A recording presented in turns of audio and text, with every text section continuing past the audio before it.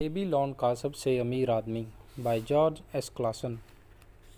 प्राकथन। एक देश के रूप में हमारी समृद्धि इस बात पर निर्भर करती है कि इसका हर नागरिक निजी रूप से कितना समृद्ध है।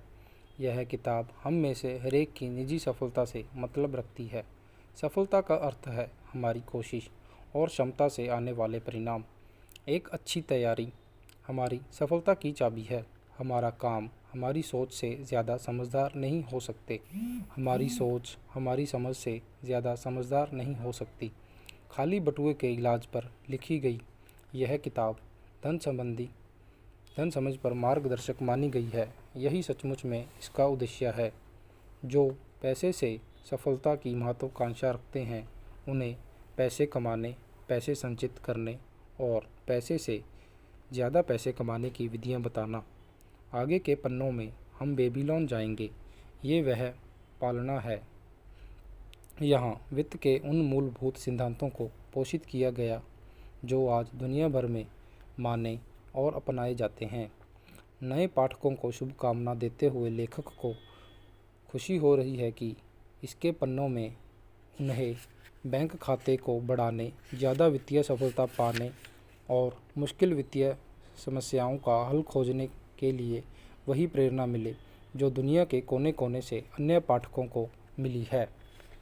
जिन बिजनेस एग्जीक्यूटिव ने इन कहानियों को दोस्तों, रिश्तेदारों, कर्मचारियों और सहकर्मियों में दरियादिली से बांटा है, उनके लिए लेखक कृतज्ञ व्यक्त हैं। सबसे पहले वह अनुमोदन कागर होता है उन व्यवहारिक लोगों द्वारा किया गया हो जो इन शिक्षाओं की प्रशंसा करते हैं, क्योंकि उन्हें खुद इन सिद्धांतों को अपनाकर महत्वपूर्ण सफलता पाई है। बेबीलोन प्राचीन सभ्यता का सबसे अमीर शहर बना क्योंकि इसके नागरिक उस समय के सबसे अमीर आदमी थे। वे पैसे की महत्ता समझते थे। वे पैसे कमाने में, उसे संजोने में और पैसे से पैसा कमाने में मजबूत वित्तीय सिद्धांतों का पालन करते थे। उन्होंने उन सारी चीज़ों को पाया जिनकी वे इच्छा रखते थे और भविष्य के लिए आमदनी को सुरक्षित भी किया।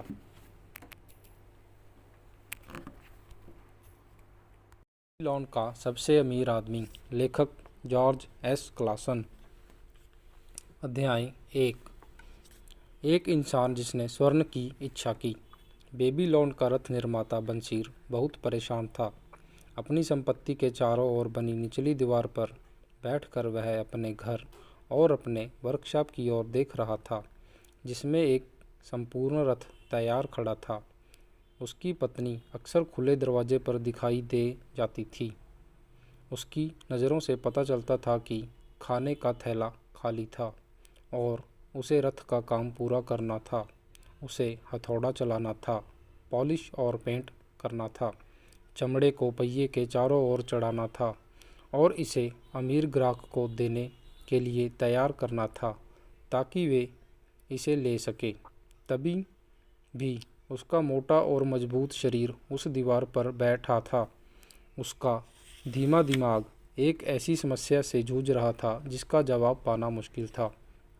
यूफ्रेट्स की घाटी पर आग बरसता सूरज उसे परेशान कर रहा था। पसीने से उसकी भौहें पर आकर उसकी छाती के घने बालों पर टपक रही थी। उसके घर के आगे राजा के महल को घेरने वाली ऊंची दीवारें थीं।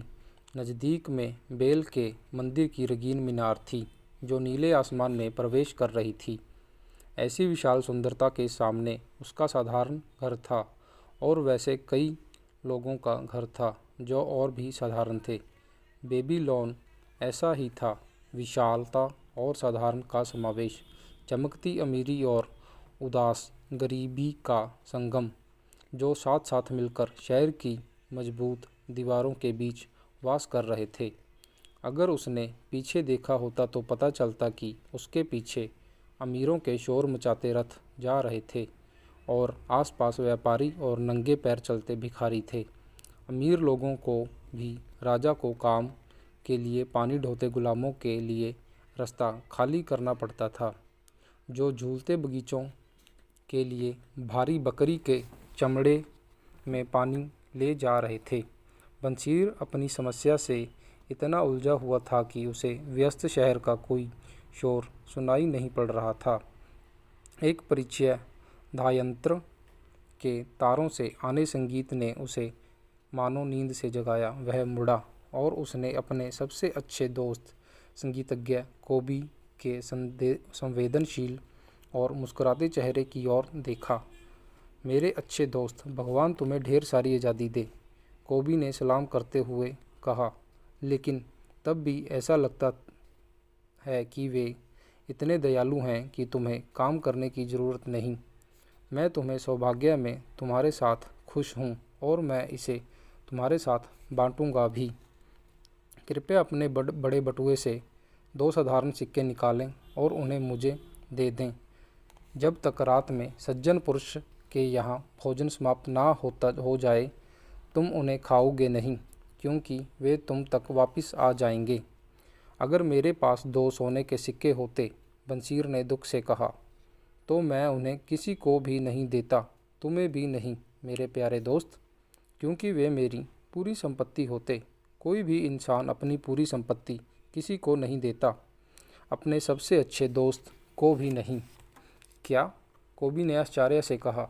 तुम्हारे पर्स में एक सिक्का भी नहीं, और फिर भी तुम दीवार पर मूर्ति की तरह बैठे हो।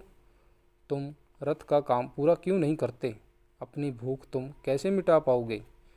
यह तुम्हारे जैसा बर्ताव नहीं है दोस्त। तुम्हारी अंतर्हीन ऊर्जा कहाँ है? क्या तुम्हें कोई चीज़ परेशान कर रही है? क्या भगवान ने तुम्हारे लिए ऐसी समस्या खड़ी की है? भगवान की ही दी हुई दिक्कत होनी चाहिए, बंसीर ने स्वीकार किया। यह एक सपने से शुरू हुआ, एक ऐसे मतलब के सपने से जिसमें मैंने सोचा कि मैं एक पैसे वाला आदमी हूँ।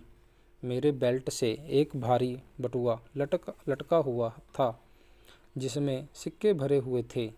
उसमें सिक्के थे जिन्हें मैं भिखारियों को उधारी से दे रहा था। उसमें चांदी के सिक्के थे जिससे मैंने अपनी पत्नी और अपने लिए मनचाही चीज़ें खरीद रहा था। उसमें सोने के सिक्के थे जो मुझे सुरक्षित भविष्य का एहसास देते थे और चांदी को खर्च करने की हिम्मत देते थे। संतुष्टि का एक एहसास मेरे अंदर था। तुम मुझे एक मेहनतकश दोस्त के रूप में नहीं जानते होते, ना ही मेरी पत्नी मुझे ऐसा जानती।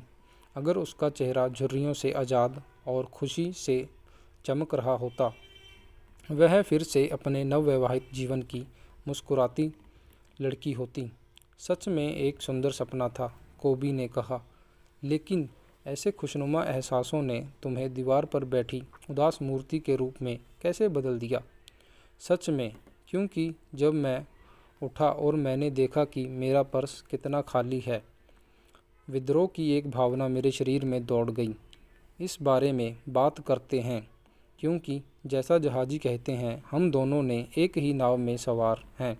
छोटी उम्र में हम पुजारियों के पास ज्ञान पाने गए, बड़े होने पर भी हम अच्छे दोस्त बने रहे।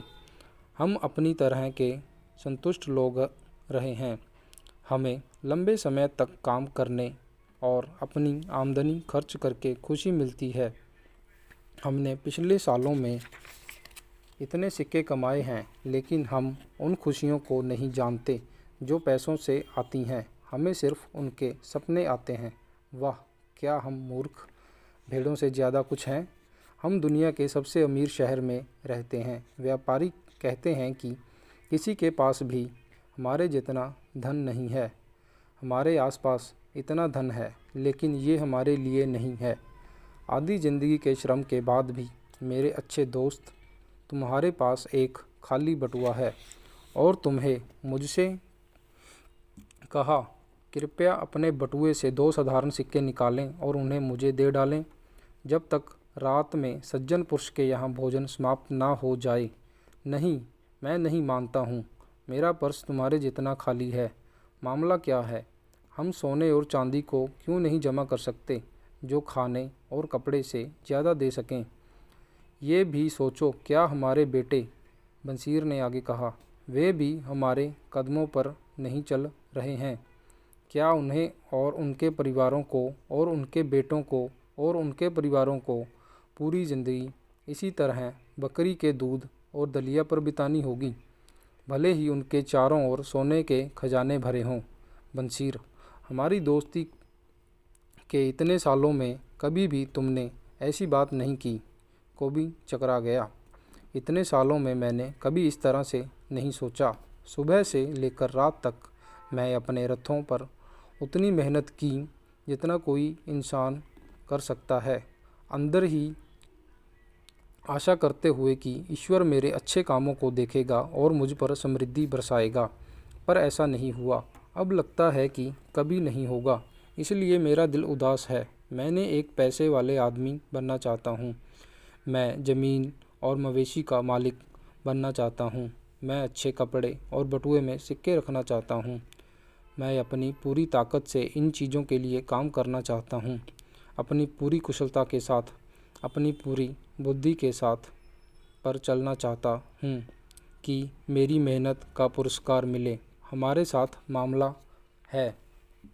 फिर मैं पूछता हूँ, हम उन लोगों की तरह अच्छी चीज़ों का आनंद क्यों नहीं उठा सकते जिनके पास इन्हें खरीदने के लिए स्वर्ण है?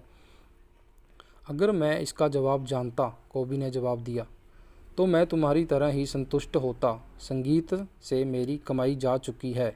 अक्सर मुझे इस तरह के प्लान बनाना पड़ता है कि मेरा परिवार भूखा ना रह जाए। साथ ही मेरे सीने में एक बड़े धाव्य यंत्र के लिए गहरी इच्छा है, जिससे मैं ऐसा संगीत पैदा कर सकूं जो मेरे मन की गहराई से आए। इस तरह के यंत्र से मैं ऐसा संगीत बना सकता हूं जो राजा ने कभी ना सुना हो।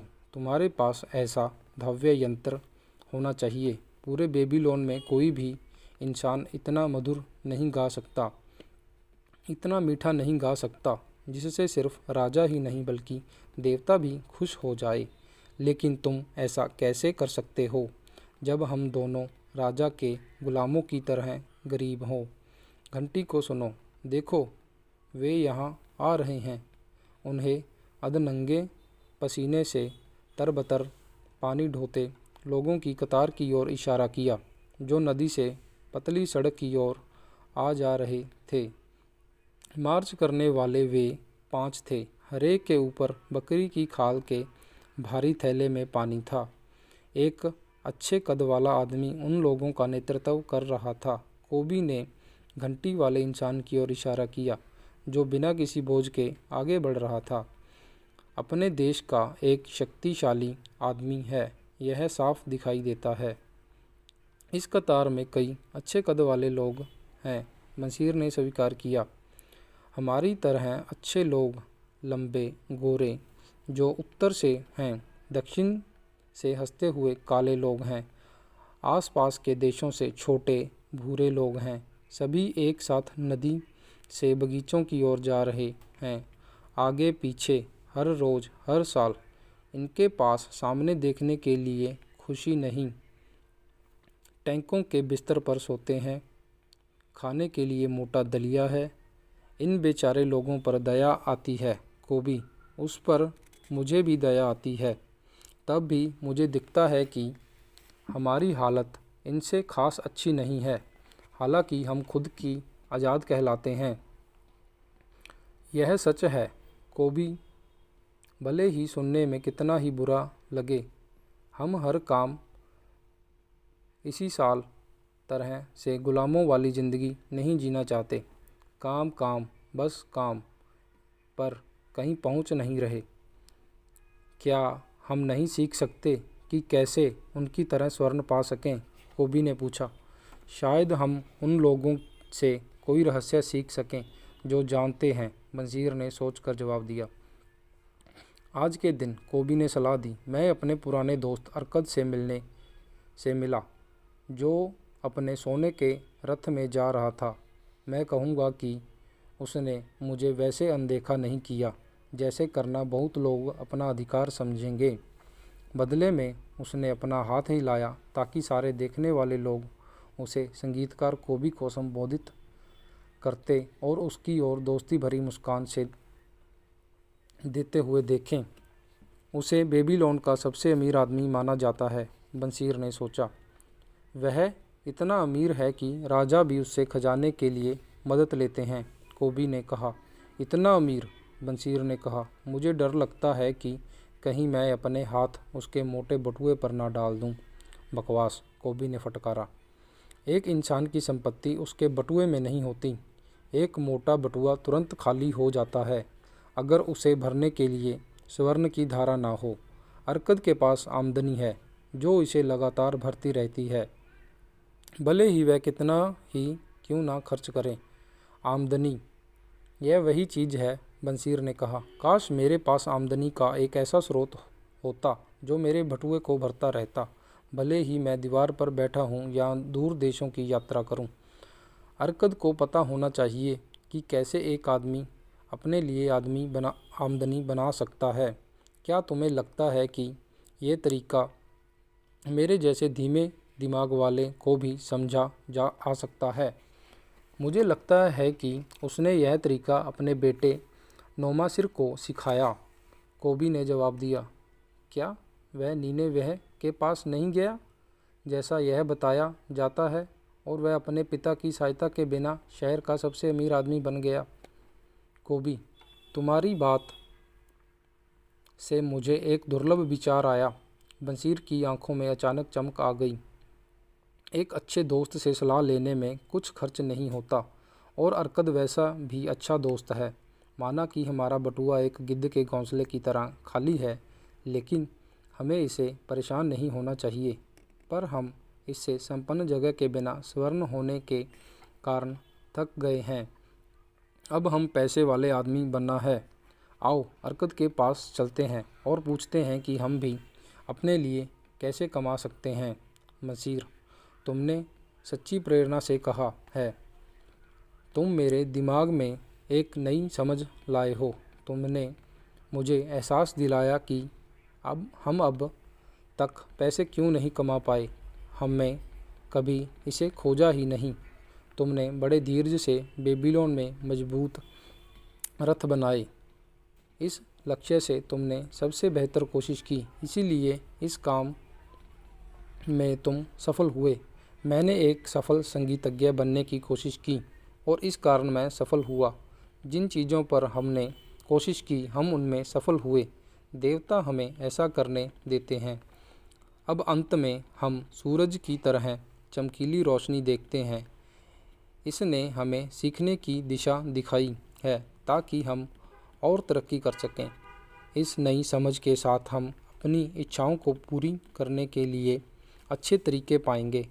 अरकद के पास आज ही जाते हैं, बंसीर ने कहा। साथ ही हम बचपन के अपने दोस्तों से भी पूछते हैं जिन्होंने हमसे ज़्यादा सफलता नहीं पाई, ताकि वे भी इस ज्ञान को पा सकें।